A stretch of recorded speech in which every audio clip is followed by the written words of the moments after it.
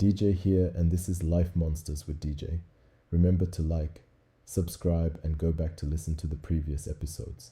The next monsters I observed in me were anger and sarcasm.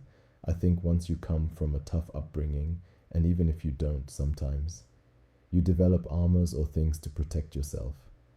Outside of the abuse I was experiencing at home, I was somewhat of an awkward, nerdy kid growing up. Not very tall, no muscle, skinny, and wore glasses.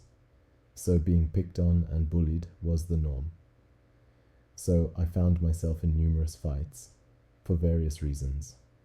True fact, I was once bullied my two girls into doing their homework. Didn't believe in fighting girls, and they were on the thicker side, if you get my point. I had a connection to comic book characters that has some sort of seething anger that fueled them. Batman and the Hulk were two of them. Superman and Captain America were not relatable. I'm not going to lie and say that I won a lot of fights, as I definitely lost the majority, but I seldom backed down, or the anger inside of me would consume me to the point where it didn't matter. See, I couldn't for years fight my father, but that kid at school was fair game. Like I said, I am and definitely wasn't a looker, so with girls I took on the role of being an antagonist and being overly sarcastic. If I liked a girl, I would make fun of her, antagonize her. I had one girl grab me by the collar and ask me, "What do you want from me?" Cue Tyrese. I liked her even though she had a dude, but couldn't get that out. Either way, both of these monsters grew as I got older. I never learned assertiveness, just passivity from my upbringing, or aggression as my release. If I couldn't hurt you physically, my words would do the damage, without cursing.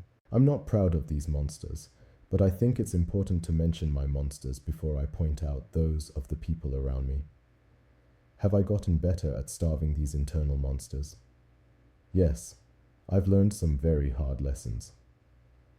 When emotions are high, logic is low, and you can't take back anything you said or did, even though in anger or even in a joking, sarcastic tone.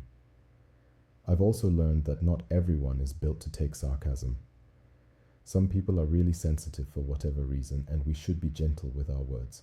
Just my fortune, I ended up married to a woman who is extremely sensitive to sarcasm. Like I said, when we experience people who feed their monsters and those monsters affect or hurt us, we in turn can create monsters to protect ourselves and conversely hurt other people. My anger and sarcasm monsters protected me.